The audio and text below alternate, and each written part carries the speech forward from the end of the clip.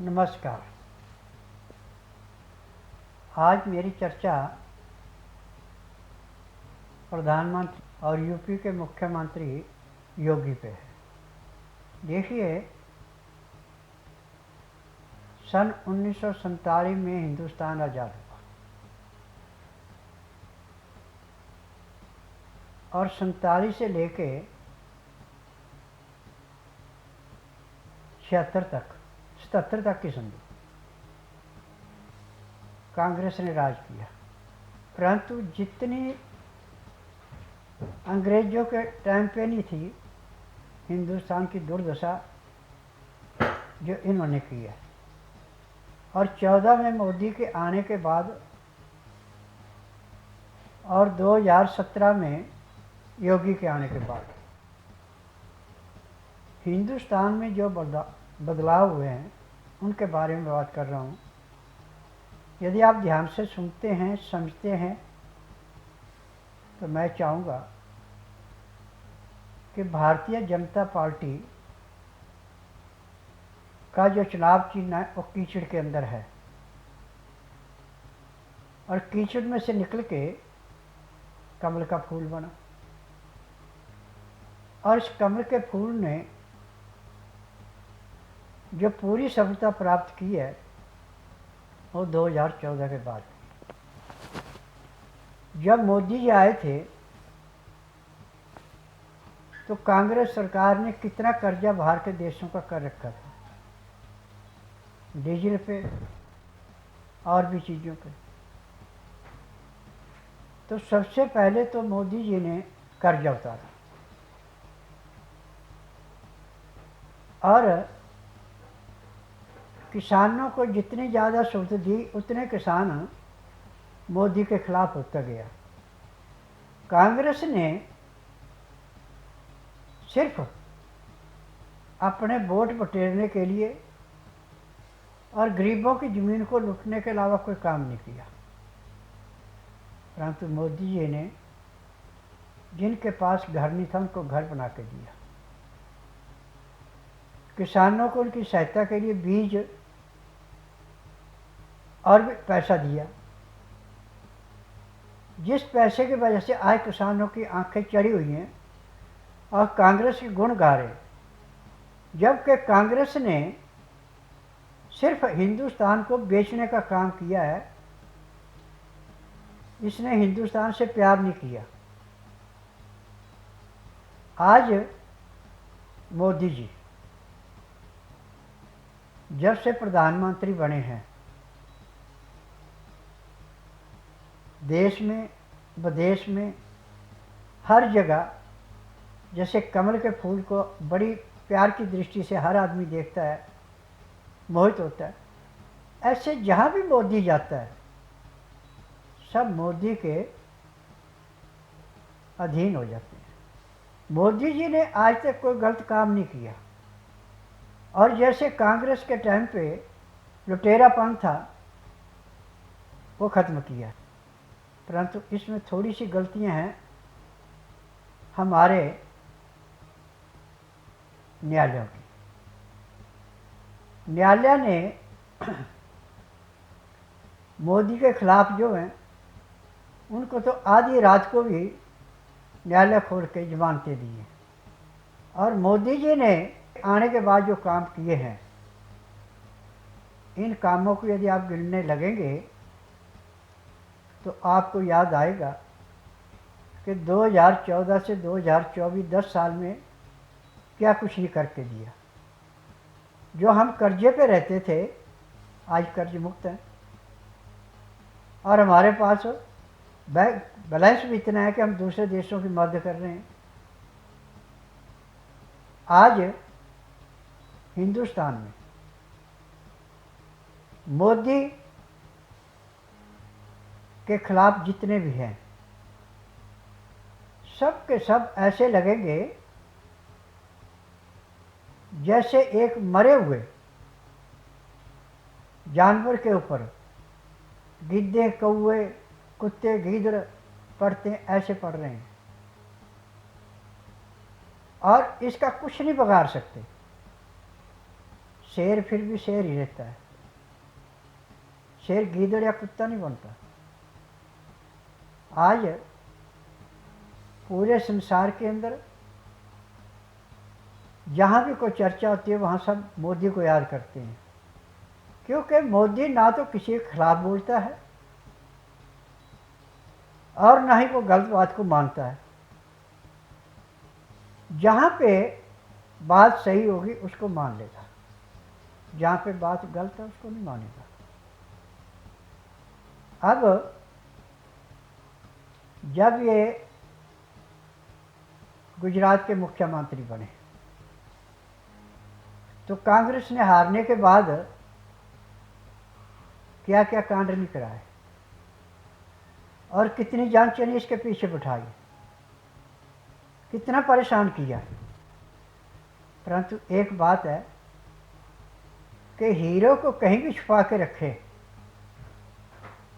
जब भी निकले तो उससे रोशनी निकलेगा, अंधेरा कभी नहीं निकलेगा। और गुजरात का केस कितने दिन तक चलाया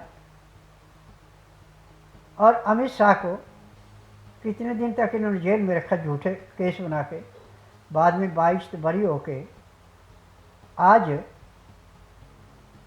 उसके कामों से कितने दुखी हैं और कितना एनसेंट बोलते हैं। अब जो विपक्ष का नेता बना रखा है, ये नेता एक ऐसा के नशे के अंदर करेगा जो भी बात करेगा, बिना नशे से कोई बात नहीं कर सकता, और नशा इस उतर जाए तो इसका दिमाग ही नहीं काम करता, और नशे में इसने क्या बोल दिया 10 मिनट के बाद उसको भी भूल जाएगा। परंतु मोदी जी जो एक बार बात कह देते हैं उसके ऊपर पूरी प्लानिंग करके दूध का दूध और पानी का पानी बना के दिखा देते हैं। आज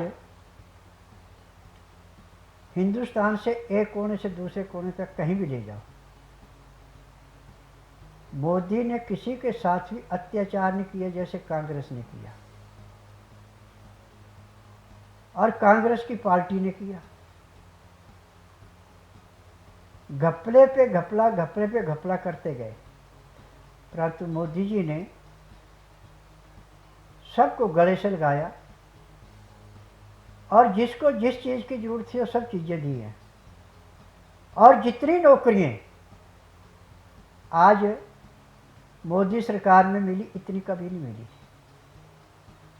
कांग्रेस के टाइम पे कितने पद खाली थे और कितनी हेरा फेरी होती थी, और रोडों का हाल तो ये था कि जहाँ खचरे नहीं चलती हैं वहाँ पे गाड़ियाँ चलाते थे। सारे कच्चे रोड होते थे, पक्के रोड तो बहुत कम होते थे, और पक्का रोड भी बनाने के 6 महीने बाद टूट जाता था। अब मोदी के राज में गडकरी ने जो रोड बनाए हैं वो इतने अच्छे रोड हैं कि यदि ड्राइवर को नींद की झपकी भी आ जाती है तो भी गाड़ी उसमें बिल्कुल सीधी चलती रहती है, उसमें कोई नुकसान नहीं होता। इनके टाइम पे मोड़ के ऊपर गाड़ी के टायर आधे बाहर निकल जाते थे पिछले, और हादसे भी काफ़ी होते थे। अब उन सब में कमी आ रही है, तो अब रेलवे लाइनों पे इन्होंने कितने कितने षड्यंत्र करने शुरू कर दिए, जिन षड्यंत्रों के अनुसार रेलवे में नुकसान तो हो रहा है परंतु जितना इनके टाइम पे था तो नहीं होता था, और जिस भी रोड का उद्घाटन करते हैं रोड कभी तैयार नहीं होता था। जिस रेलवे लाइन की ये आधारशिला रखते थे कभी रेलवे लाइन पूरी नहीं होती थी। आज देखिए पूरे हिंदुस्तान के अंदर जहाँ पे किसी ने सपना नहीं सोचा था कि हमें भी कभी ये सुविधा मिलेगी, आज वहाँ कैसे खराटे से गाड़ियाँ जा रही हैं।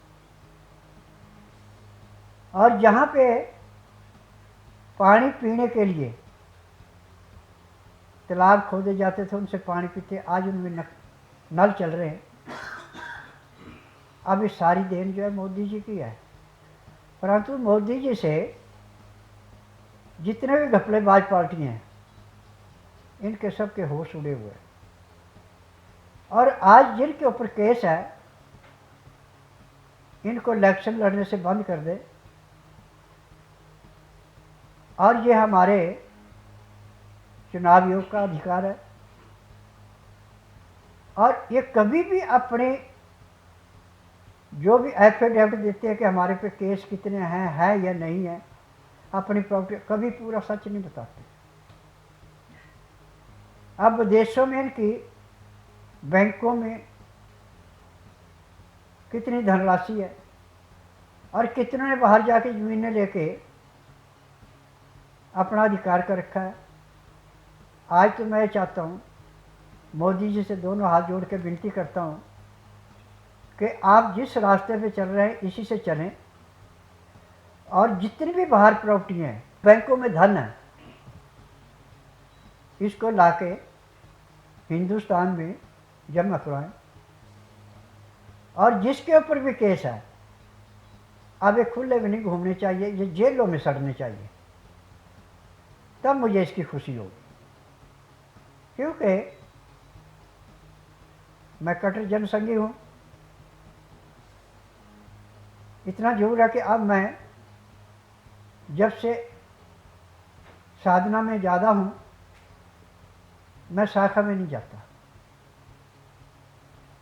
विचारधारा में वही है जो पहले थी। और मेरे में भी एक कमी है कि मैं चोर को मुंह पे चोर बोल देता हूँ, उसकी तारीफ नहीं करता। और मुंह पे जो सच्ची बात कहने वाला होता है, वो हमेशा ही दुखी रहता है, क्योंकि सच उसके मुंह से निकलेगा, झूठ कभी निकलेगा नहीं। और सच जब वो बोलेगा तो उसको गालियाँ मिलेगी। आज मैंने पूरे संसार से एक निवेदन किया है कि जिसका उपचार पूरे संसार में कहीं नहीं, उसका उपचार मेरे पास है। क्योंकि मैं नाड़ी वैद्य हूँ, मुझे 10,000 जड़ी बूटियों की पहचान है जिनसे मैं दवाइयाँ बनाता हूँ। मेरी अपनी फार्मेसी दवाइयों की, मेरी दवाइयाँ रजिस्टर्ड है, पेटेंट है, इनका साइड इफेक्ट कोई नहीं है। तो खुलेआम मैं तभी बोलता हूँ जब मैंने विद्या सीखी है। परंतु मोदी जी के राज में आके हमें बोलने की अनुमति मिली है। और जब कांग्रेस का राज था, थोड़ा सा भी उनके खिलाफ बोल दिया तो या तो ऊपर पहुंचा दिया या जेल में डाल दिया। और आज मोदी के राज में हम सिर उठा के चल सकते हैं, बोल सकते हैं। और जितनी मौतें, दुर्घटनाएं कांग्रेस ने कराई है, इतनी किसी भी राज्य में नहीं, किसी सरकार ने और नहीं कराई। 2.5 साल तो राज किया था बीजेपी ने पहले, फिर उसके बाद सिर्फ अटल जी ने किया, वो भी पूरे 5 साल नहीं किया। वो भी नवंबर के बजाय मई में सरकार गिरा दी थी। और अटल जी की इतनी गलती रही कि यदि नवंबर तक रुक के इलेक्शन कराता तो कांग्रेस कभी भी सत्ता में नहीं आती। और जब से मोदी जी आए हैं, उस दिन से लेके आज तक गरीबों का भला जो किया, वो शायद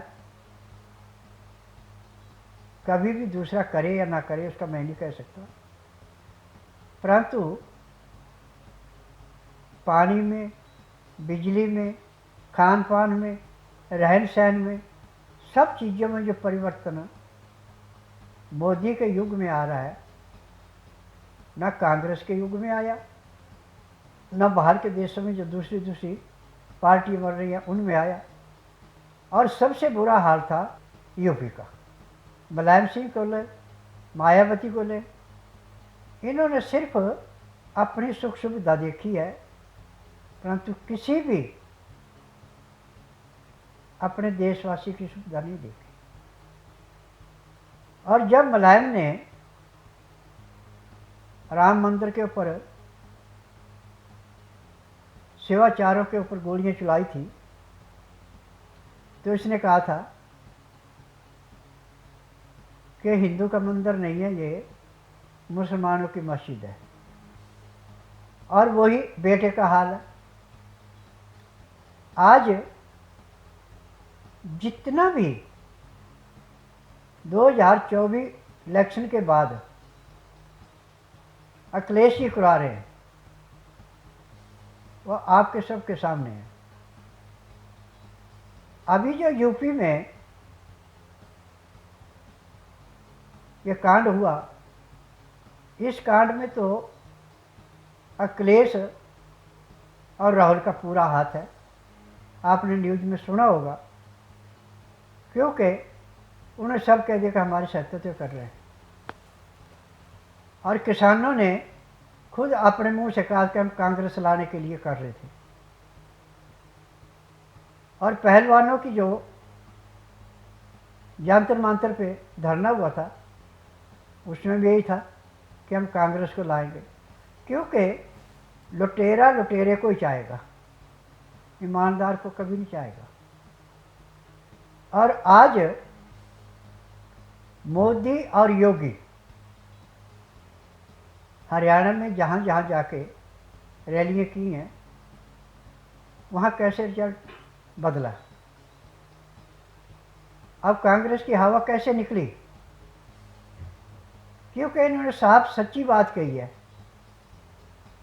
कि बटोगे तो कटोगे। हिंदू के अंदर एकता नहीं है, कि थोड़े से लालच में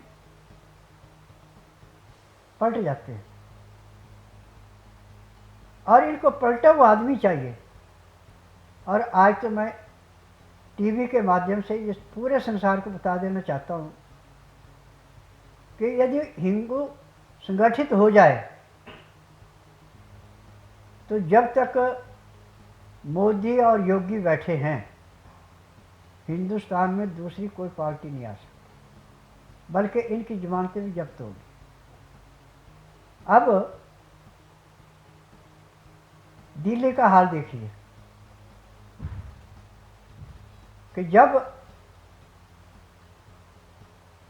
इन्होंने धरना दी थी, तो उन्होंने कहा था कि हम लुटेरों को निकालेंगे और शस्त्र निकाल लाएंगे, जैसे झाड़ू साफ करते ऐसे करेंगे। परंतु इन्होंने किया उल्ट। झाड़ू तो इन्होंने पब्लिक पे फेरा। लूटने में कोई कमी केजरीवाल ने, इसकी पार्टी ने नहीं छोड़ी।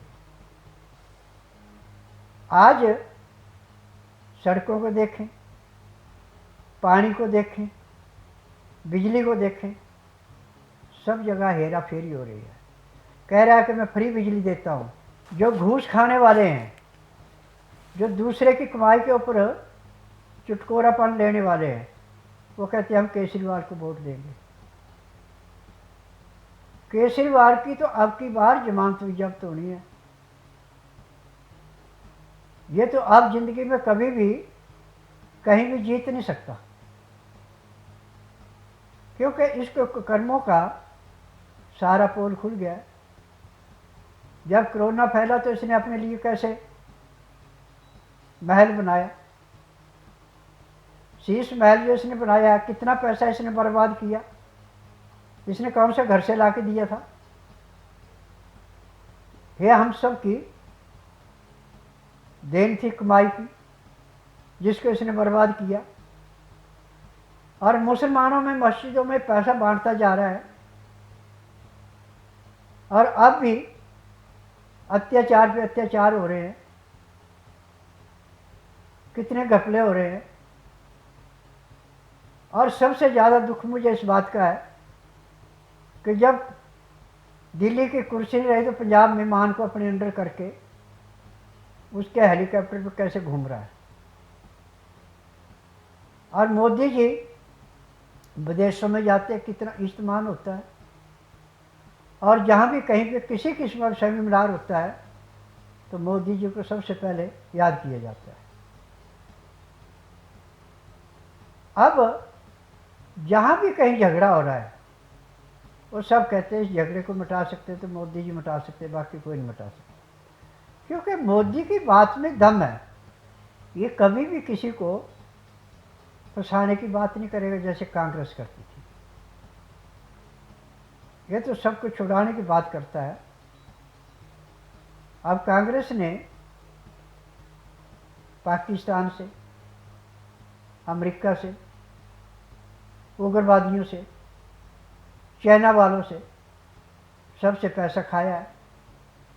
इसका प्रूफ मैं नहीं दे रहा हूँ, कितने टीवी चैनल दे रहे हैं,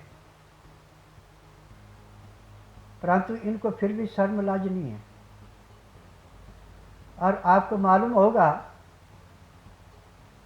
कि 2004 से लेके और 2013 तक हर दूसरे तीसरे महीने महारानी अमेरिका जाती थी इलाज कराने। अब 2014 के बाद वो बीमारी कहाँ गई? क्योंकि जितना घूस का पैसा उस टाइम आता था इतना अब नहीं आ रहा है, और उस पैसे को जमा कराने जाती थी। बीमारी भले होगी, उसका भी इलाज कराया होगा तो वो भी गवर्नमेंट के पैसे का कराया, अपना पैसा जेब से कोई नहीं लगाया, परंतु छाती पे रख के पैसा नहीं जाना। अब मोदी जी के किसी भी जगह पे बता दिया कि इन्होंने ये करप्शन किया, इतना पैसा हड़प गया, झूठे इल्ज़ाम जितने इनके ऊपर लगाते हैं कोर्ट से इतने के पड़े हैं, और मानहानि के दावे जितने होते हैं फिर माफ़ी मांगने लगते हैं। यदि मोदी जी जैसे इनके सख्त रवैये थे ऐसे हो जाए तो मैं कहता हूँ कि 2 महीने के अंदर अंदर सारी पार्टियां जो माफ़ी मांग के कहेंगे हम इलेक्शन में नहीं लड़ेंगे, तो बिना इलेक्शन के सरकार बनती जाएगी। परंतु मोदी जी ऐसा करेंगे नहीं, क्योंकि इनके अंदर इंसानियत कूट कूट के भरी हुई है। इनको किसी से दुश्मनी नहीं है, किसी से प्यार नहीं है, परंतु जो गलत काम करता है उसको मुंह पे जवाब देते हैं। अब जवाहरलाल, इंदिरा, राजीव, मनमोहन जी जितने गलत कर्म कर गए हैं उनका भी सुधार मोदी जी कर रहे हैं। मोदी जी ने बचपन से लेके आज तक जो मैंने इनका पूरा ब्यौरा पढ़ा, तो ना तो उनको घर से प्यार था और ना ही किसी रिश्तेदारी में जाते थे। इनको देश से प्यार था। संघ में प्रचारक के रूप में जब आए तो इन्होंने जो जो कर्म किए हैं आज उन कर्मों की सेवा से आज पूरे संसार को नाव निहाल कर रहे हैं। जब 75 में इंदिरा ने इमरजेंसी लगाई थी तो उन्होंने पगड़ी बांध के सरदार का रूप जब धारण किया था तो इनको कोई भी पहचान नहीं सका कि मोदी जी ये हैं, परंतु अंदर अंदर से जो काम करते गए उस काम ने 1977 में बीजेपी को सफलता दिलाई थी। परंतु उस सफलता में जो कांग्रेस से टूट करके बीजेपी में नेता आए थे जैसे जगमोहन, ये तो सबसे ही गंदा मानता हूं मैं। इसने प्रधानमंत्री बनने के लिए क्या क्या नहीं किया। और जब मोरारजी देसाई प्रधानमंत्री बने तो उन्होंने काम करने शुरू किए तो इनको कैसे दर्द लगी, और पार्टी तो वहीं से टूटी थी। यदि राम मनोहर लोहिया, राजनारायण, इन्होंने उस टाइम पूरे ढंग से संघ को चलाया होता तो ये सपना भी नहीं ले सकते थे दोबारा राज करने का, परंतु इनमें थोड़ी सी फूट होने से ये नुकसान हुआ। 1980 में जब लालू ने अपनी अलग पार्टी बनाई और उसके बाद इसने कितनी हेराफेरियाँ की और उन हेराफेरियों से राज करता रहा। जो इलेक्शन के बक्से होते थे उनको तो तालाबों में जोड़ों में डाल देता था, अपनी मोहर लगा के दूसरा बक्सा रखता था। तो जो पहरेदार थे तो लालू की मांगते थे ना, दूसरे की तो नहीं मांगते थे। परंतु मोदी के राज में ऐसा कुछ नहीं है। मोदी जी ने यदि इन जैसा करना होता तो आज को कब का इनका सफाया हो जाता। अब जहाँ पे इलेक्शन बोर्ड पे उठा रहे कि लो जी हैंग हो गया, इन्होंने ये कर दिया वो कर दिया, सब गलत है। मोदी जी भूखे बेशक रह जाए परंतु किसी का हिस्सा छीन के खा नहीं सकते।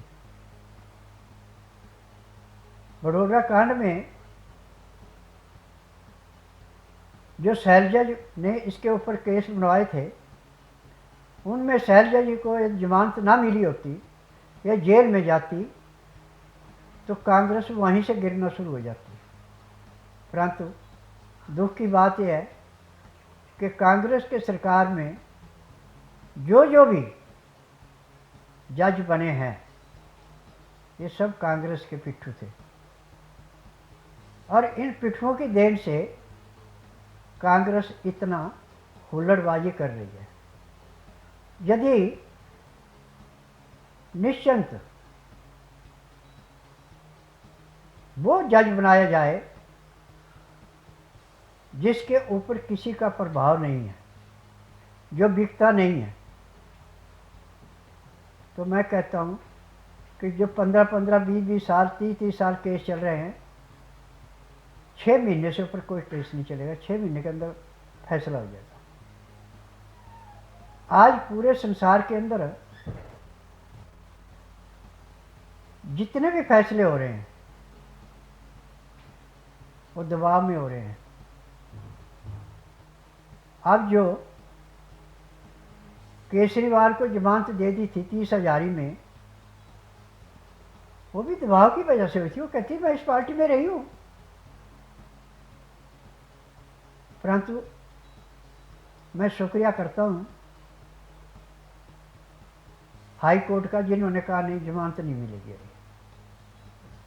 परंतु उसके बाद जो जमानत मिली है, उस जमानत के बाद जितने कुकर्म कर रहा है, ये कुकर्म तो इसको ऐसे गड्ढे में ले जाएंगे कि जहाँ इसको सांस लेने की भी हिम्मत नहीं होगी। क्योंकि इसने जितने भी कर्म किए हैं वो सिर्फ पब्लिक को बेवकूफ़ बनाने के लिए दिखावा, मैं तो बड़ा ईमानदार हूँ, मैंने ये कर दिया वो कर दिया। ऐसा कुछ नहीं है। इसका कपटी जीवन है, कपट की कमाई खाना चाहता है। यदि इसके अंदर अच्छी काबिलियत होती तो राजनीति में नहीं आता। जहाँ पे नौकरी कर रहा था इनकम टैक्स में, वहीं करता और ईमानदारी से जिनके साथ पैसा ठगा जा रहा था उसको छुड़ाता। परंतु इसने गप्पेबाजी को ऐसे लिया है कि देखिए 10 सालों में एक भी इसने कोई भी ऐसी संस्था नहीं रखी अपने पास कि जिससे अपने आप एक काम चलाए। दूसरों को संस्था हाथ में देके अपने आप फ्री रहा। फ्री इसलिए रहा कि इसने पन्नू से मिलना था, ISI से मिलना था, उग्रवादी यूँ से कैसे सलाह करता, तो इस करके फ्री था। और ये प्रधानमंत्री बनने का ख्वाब भी देख रहा था। तो बनारस से जब इसने इलेक्शन लड़ा था तो थोड़ी सी होश ठिकाने आई थी कि मैं अभी तक नहीं बन सकता, और आगे ख्वाब ले रहा कि मैं प्रधानमंत्री बन जाऊंगा। इस जन्म तो क्या है, 7 जन्म जन्म गए तो नहीं होगा, क्योंकि मैं माँ गायत्री सिद्ध की हुई है, भोलेनाथ की पूजा करता हूँ, उनकी भी साधना करता हूँ। तो इस साधना से मैं यही प्रार्थना करता हूँ कि जो भी आदमी को कर्म करने वाला कपटी है, भगवान इसको कभी भी जीवन में सुख नहीं देना। ये मेरी रोज़ की प्रार्थना होती। मैं नित्य नियम 10,000 गायत्री, 2,000 मृत शिवनी महामृतन जप करता हूँ। उसके बाद हवन करता हूँ। हवन करके प्रार्थना करता हूँ कि भगवान मेरे हाथ से किसी का बुरा नहीं कराना। अब जो मैं बात कर रहा हूँ, मैं दिल्ली को लेकर कर रहा हूँ। दिल्ली में जब सबसे पहले आम पार्टी आई थी तो इसने कांग्रेस की सपोर्ट लेके सरकार बनाई थी, और थोड़े दिन के बाद सरकार गिरा दी, दोबारा इलेक्शन कराए। अब दिल्ली वासियों ने सोचा कि देखिए, इसको कुर्सी का लालच नहीं है। जब इतने दिन में इसने सरकार गिरा दी कि मैं काम नहीं कर सकता, अकेली इंडिपेंडेंट पार्टी आएगी तो ही काम होगा, तो इसको पूर्ण बहुमत मिला। और उस बहुमत मिलने के बाद इसने मस्जिदों में पैसे देने शुरू कर दिए, उग्रवाद फैलाना शुरू कर दिया, और जहाँ पे पानी किसी को मिल रहा था वो पानी में बंद करा दिया। और जो भी इसके एमएलए बने हैं, इन्होंने स्वाय करप्शन में कुछ नहीं किया। पानी की जो नालियाँ बनाई हैं उनमें जबकि डबल ईंट से नाली की बनाई जाती है, सिंगल ईंट से नाली बनाई थी, वो भी पीली ईंट से। और जो सीमेंट आता है नालियों में, जब नालियाँ बनाते थे तो एक 15 एक 18 के मसाले से चुनाई होती थी, और अंदर घोल बना के उसको दिखाते बिल्कुल ठीक है। अब जो भी इसके अंडर काम करने वाली संस्था थी, वो जो ये कहता था वो ही करती थी। यदि किसी ने थोड़ा सा भी एक्शन उठा दिया तो उसको दबाने की कोशिश करती थी, परंतु जिसको अपने देश से प्रेम नहीं है वो तो दब जाता था, जिसको प्रेम है वो दबता नहीं था। अब मेरे मकान के पास जो नाली थी, ये मैंने सड़क से 6 फुट ऊपर तक बना रखी थी, जो अपने पैसे से बनाई थी, इसमें किसी का पैसा नहीं लगवाया था। और उसके ऊपर लेंटर डाल रखा था मैंने। लेंटर में सरिये में 6 इंच मोटा लेंटर था, और इन्होंने सड़क बनाई और पीछे से नाली बनाते आए तो उन्होंने लेंटर तोड़ दिया। और लेंटर तोड़ने के बाद इन्होंने अभी तक वो नाली नहीं बनाई मेरी, अभी तक खुली है। जब ज़्यादा तेज़ बारिश होती है और बच्चे खेलते हुए उसमें गिर जाते हैं, पता लगता है तो बच्चों को निकाला जाता है बाहर। अभी तक ये नाली ढकी नहीं है, और मैंने इसके बारे में कोर्ट में केस भी कर दिया है। अब कोर्ट में केस करने के बाद तारीख पे तारीख पड़ रही है, अभी फैसला नहीं हो रहा। और मेरे पूरी कॉलोनी में पानी मिल रहा था कांग्रेस के राज में। इसमें उस पानी को बंद कर दिया, दूसरी लाइन डाली पानी की, उसमें अभी तक कनेक्शन नहीं दिया, और कहते हैं मैं कॉलोनी में दे रहा हूँ कनेक्शन। और जो स्ट्रीट लाइटें लगा रखी हैं मेरे मंदिर के सामने, जो स्ट्रीट लाइट थी वो हमेशा बंद ही रहती है।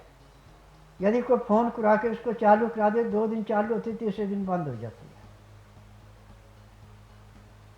क्योंकि मैं किसी को पैसा नहीं देता, मैं मुंह पे बोल देता हूँ कि आप चोर हैं। क्योंकि जितने भी काम इसने दिल्ली के अंदर किए हैं, किसी भी नाले को बता दे कि नाला साफ हुआ, जब बरसात का मौसम आता है उसके टेंडर बन के पैसे चले जाते हैं, ना नाले की सफाई होती है और ना ही रोड की सफाई होती है। अब जो ये कांड हुआ था जिसमें 3 बच्चे मर गए थे, ये सब इसी की देन है। इस देन में यदि इसके ऊपर केस करके कोर्ट जिन जिन की इसके ऊपर जिम्मेदारी थी उनको सज़ा दी जाए, तो मैं ये कहूँगा कि दिल्ली का सुधार हो जाएगा। और जहाँ पे इसकी चलती है वहाँ पे तो ये मुसलमानों के लिए, झुंगी झोंपड़ी वालों के लिए, दिखावे के लिए तो कर देता है कि हाँ जी मैंने ये कर दिया वो कर दिया, परंतु वहाँ भी पूरा काम नहीं होता। जो भिक्षा मांग रहा है कि जिनको आदत हो चुकी है उनको तो मिल जाता है, जिनके अंदर हराम के खाने की आदत नहीं है उनको कुछ नहीं मिलता। आज राशन कार्डों पे कितनी हेराफेरी हो रही है, आधार कार्ड पे कितनी हेराफेरी हो रही है। और रोहिया बांग्लादेशी जो इसने यहाँ दिल्ली में घुसाए हैं, ये इनके ऊपर नाच रहा कि वोट तो मेरे को यहाँ से मिलेगा, मैं तो जीत जाऊँगा। परंतु मैं तो मोदी सरकार से एक निवेदन करना चाहता हूँ कि जितने रोहिया बांग्लादेशी बाहर के आके बसे हैं, इनका दादा लाज तक हिसाब किया जाए कि कब से आए हैं और कैसे कैसे बसाए हैं, और इनको दिल्ली से निकाला जाए। तो मैं कहता हूँ कि कम से कम ज़्यादा तो 2 करोड़ जाली यहाँ पे राशन कार्ड और आधार कार्ड मिल जाएंगे। क्योंकि जहाँ जहाँ पर रोहिया बांग्लादेशी बचे हैं वहाँ सब जगह झुंगी झोपड़ियाँ हैं, और इनमें राशन कार्ड आधार कार्ड सब जाली बनाए गए हैं, स्थायी पता इनका कोई नहीं है। और आज जो मुख्यमंत्री बनी है इसकी मां ने, जब जिसने संसद पे उग्रवाद किया था, गोली कांड किया था, तो उसको बचाने के लिए कैसे गई थी। परंतु मैं उस जज का लाख लाख धन्यवाद करता हूँ जिसने कहा नहीं फांसी तो हो गई। तो जिसकी माँ जैसी थी वैसी बेटी निकलेगी। और इसने जो जो भी अभी कर्म कर रही है, एक भी कर्म ढंग का नहीं है। आप ये बताएं कि इसने कहा था मैं रोडों को जो है गड्ढा मुक्त करवा दूंगी, अभी कोई भी गड्ढा मुक्त रोड नहीं है। हाँ, जिस इलाके में मुसलमान है उसमें कर दिया हो तो मैं कह नहीं सकता, परंतु जहाँ पे हिंदू आबादी है वहाँ पे कोई भी रोड ठीक नहीं है। बारिश हो जाती है तो जाम लग जाता है, और गड्ढों की वजह से गाड़ियाँ जो हैं हर चौराहे पे ऐसे खड़ी होती हैं जैसे एक जुलूस निकल रहा है। आज पूरी दिल्ली के अंदर एक कोने से दूसरे कोने तक कहीं भी चले जाएं, किसी रोड में, किसी नलके में साफ पानी आ रहा है तो बताइए, कोई रोड अच्छा है तो बताइए। अब सबसे बड़ी देन है, ये कहता है कि मैं बड़ा ईमानदार हूँ, मेरी ईमानदारी देख के वोट दो। तो मैं कहता हूँ कि जब इसको वोट देगा वो या तो बांग्लादेशी होगा, या रोहिया होगा, या गद्दार होगा। जो असली हिंदू है, जो असली संतान नहीं है, सनातन को मानने वाला है, वो कभी भी इसको वोट नहीं देगा। आज पूरी दिल्ली के अंदर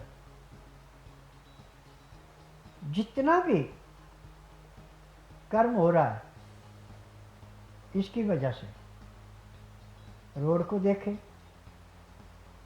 कार्य को देखें,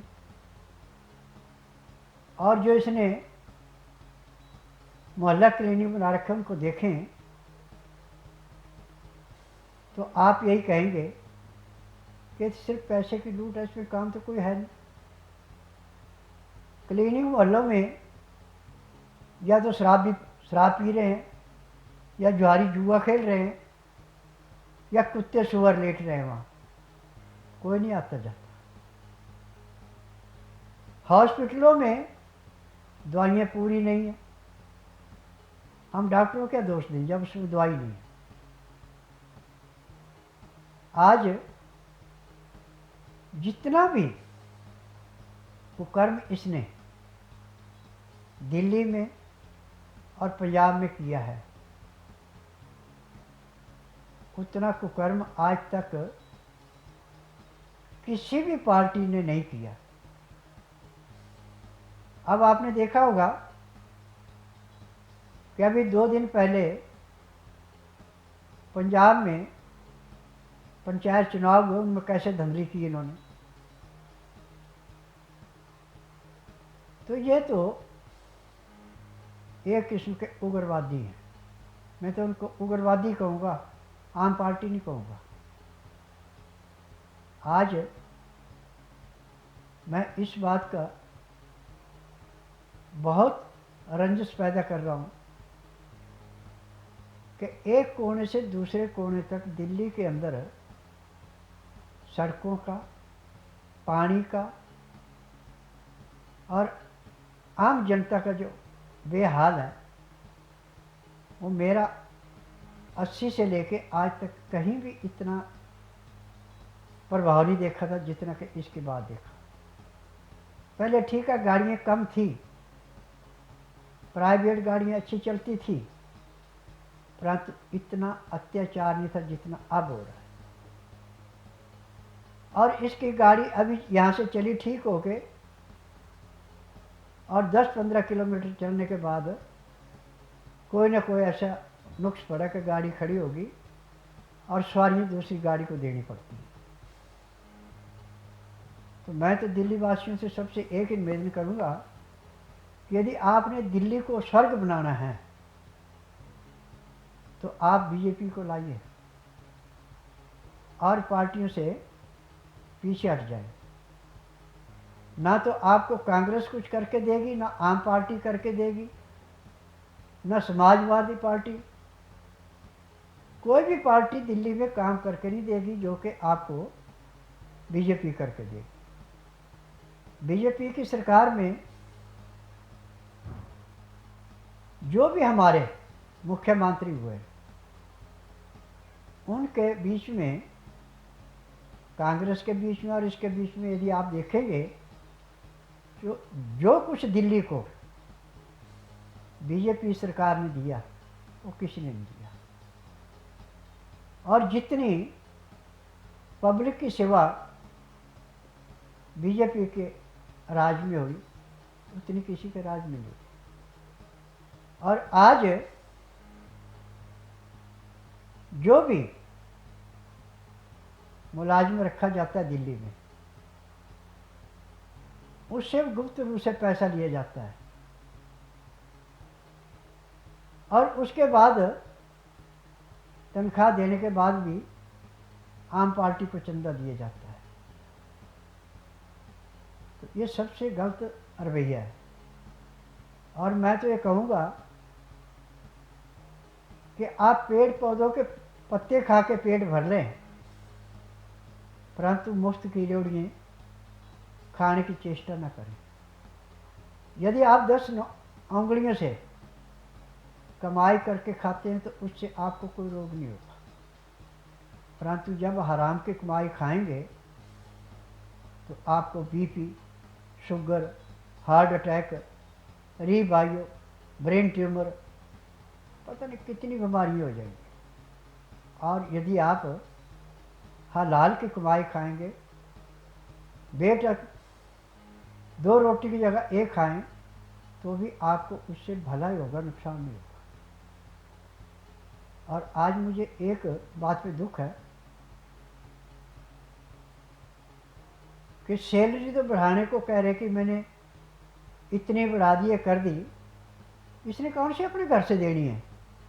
वो भी हम आम जनता के टैक्स का पैसा है, अपने घर से कोई नहीं। और अपनी तनख्वाहें इतनी बढ़ाते जा रहे हैं, तो सिर्फ लूटने के लिए आए हैं, किसी को बचाने के लिए ना आए। मोदी जी ने यदि किसी का अच्छा नहीं किया तो बुरा भी नहीं किया, और जो चीज़ बढ़ाता है वो सरेआम बढ़ाता है और सबको बराबर देता है। एक भी पैसा हेरा फेरी नहीं होती और सीधा उसके खाते में जाता है जिसको दिया है। और इनके खाते में तो बीच में कितने सप्लायर होते थे, जहाँ से 1 रुपया देना है वहाँ पे रुपए की जगह पे उनको 10 पैसे या 15 पैसे मिलते थे, बाकी सारे पैसे बीच में पड़ जाते थे। जो कांग्रेस करती थी उससे ज़्यादा इसने करना शुरू कर दिया। परंतु मोदी जी अभी देखिए कि पैर के तलुए से सिर के बाल तक की हर एक अंग की ऐसे रक्षा कर रहे हैं जैसे माँ के गर्भ में बच्चे की रक्षा होती है। जिसके पास रहने के लिए जगह नहीं उसको जगह दे रहे हैं, जिसके पास मकान है उसको मकान दे रहे हैं, जिसके पास खाने के लिए कुछ है नहीं उसको मुफ्त में अनाज दे रहे हैं। आज तक कांग्रेस ने या आम पार्टी ने दिया? आम पार्टी ने एक और अच्छा फार्मूला दिया था कि हम राशन के डिपो पर नहीं बुलाएंगे, घर घर जाके राशन देंगे। तो घर घर जाके राशन देने की प्रथा यह थी कि जिसको 20 किलो देना उसको 5 किलो दे आओ, 15 बेच लो। ये थी इनकी सूझबूझ। और आज जितना नुकसान दिल्ली के अंदर आम पार्टी ने किया है, इतना नुकसान शायद आज तक किसी भी सरकार ने नहीं किया होगा। और आज मैं मोदी जी से एक निवेदन करना चाहता हूँ कि राज्य के चुनाव, सेंटर के चुनाव जब एक ही डेट में होंगे तो जितना ये उग्रवाद फैला हुआ है ये सारे का सारा समाप्त हो जाएगा।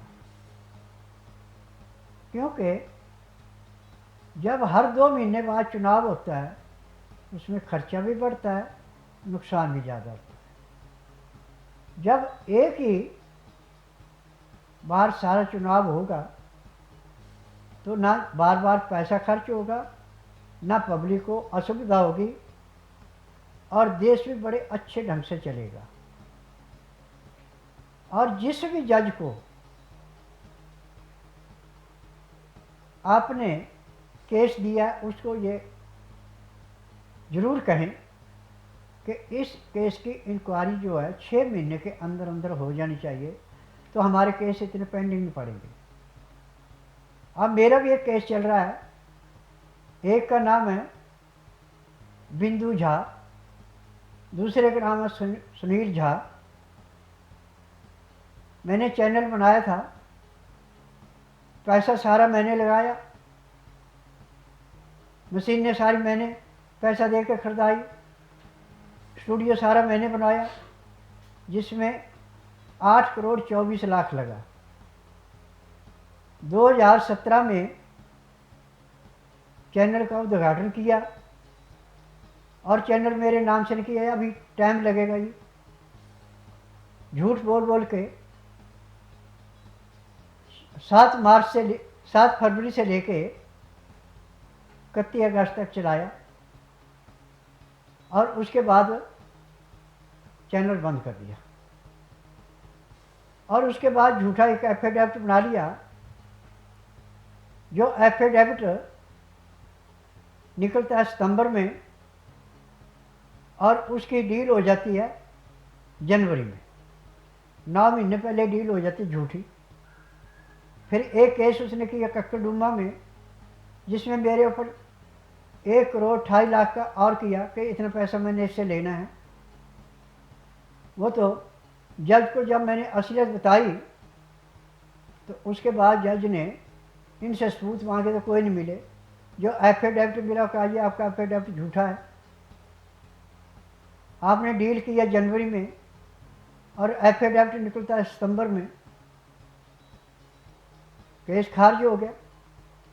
अब हाई कोर्ट में 182 पन्नों का उसने केस डाला है। वहाँ पे वो मांग रहे हैं इससे सबूत, वो डेट पे डेट ले रहा है। 30,000 में मेरा केस 2018 से चला था, अभी तक इसको चार्जशीट नहीं हुई। जब भी तारीख आती है वकील बदल देता है। वकील कहता है मैं तो नया आया हूँ, मुझे ये कागज चाहिए। जो वकील पुराने कागज ले जाता है, पिछला वकील वो कागज आगे नहीं देता। तो यहाँ पे हेरा फेरी बहुत ज़्यादा हो रही है। यदि जज थोड़े सख्त हो जाएं और ईमानदारी से काम करें तो किसी को भी 3 महीने या 6 महीने से ज़्यादा टाइम लगना फैसला हो जाएगा। अब मेरी डेट थी 16 अक्टूबर की। रास्ते में जाम ज़्यादा होने की वजह से मैं आधा घंटा लेट पहुंचा। जज ने डेट दी 11 दिसंबर की। अब हम कैसे माने कि जज ईमानदार है? मैं तो नहीं ईमानदार मान सकता, क्योंकि अभी तक 18 से लेके आज तक जज ने चार्जशीट नहीं लगाई इसको, जबकि 6 महीने ये जेल में रहा।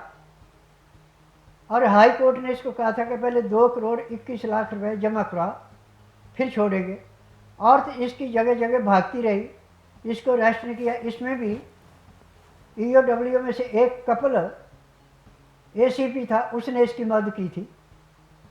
हैदर अली ने इसकी मदद की थी, राधे श्याम ने इसकी मदद की थी,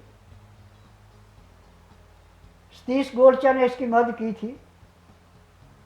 2017 से 2018 तक मेरा केस भी ईओडब्ल्यू में रजिस्टर नहीं होने दिया। 2018 में मेरा केस रजिस्टर हुआ, वो भी बहुत ईमानदार एडिशनल सीपी थे प्रवीण रंजन जी। जब उन्होंने सारी चीज़ें देखी, सब चीज़ें ठीक पाई गई, केस रजिस्टर हुआ। रजिस्टर होने के बाद सुनील झा को तो अरेस्ट करा लिया, बिंदु झा को छोड़ दिया। हाई कोर्ट में केस चला। हाई कोर्ट ने इसको कहा कि 2,21,00,000 रुपये जमा करा फिर जमानत दी जाएगी। अब पैसे इसने जमा कराए नहीं और दोनों खुले घूम रहे हैं। अब मेरे पैसे से जो ऐश ले रहा है, उस पैसे का यदि ब्याज भी लगाया जाए तो जितना पैसा मैंने इसको दिया है उससे दुगना तो इसके ब्याज का बन जाता है। तो मेरा तो मोदी जी से भी निवेदन है कि मेरे केस की सुनवाई जल्दी से जल्दी की जाए और मेरा सारा 1 नंबर का पैसा 2 नंबर का पैसा नहीं है। मैंने सारा पैसा जो है अपने मिलने वालों से और अपने जेवर जो थे औरतों के, उनको बेच करके लगाया है।